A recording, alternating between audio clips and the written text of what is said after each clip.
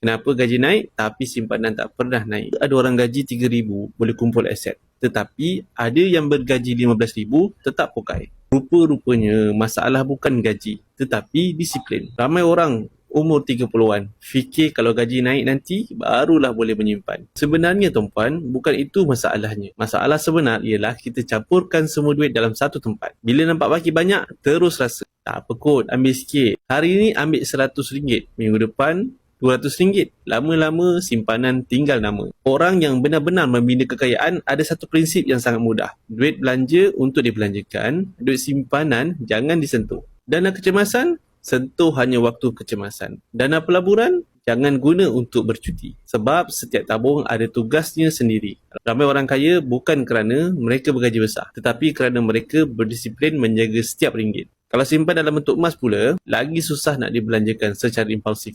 Sebab setiap kali nak jual, kita akan fikir 2 ke 3 kali. Itulah sebabnya. Bukan semua yang nampak sederhana itu miskin. Kadang-kadang mereka lah yang sedang membina kekayaan secara senyap. Follow kalau nak belajar bina simpanan yang susah bocor dan kekal untuk masa depan. Ramai fokus cari pendapatan lebih besar, tapi lupa bina disiplin mengurus wang. Asingkan setiap tabung mengikut tujuan. Duit belanja, dana kecemasan, simpanan dan pelaburan. Dan jangan pecahkan amanah setiap tabung. Simpan dulu, belanja kemudian. Tambah gram, bukan tambah alasan. Nak mula simpan emas boleh rujuk pin post video saya cara bermula. Kurang daripada 5 minit, dah boleh mula menabung emas.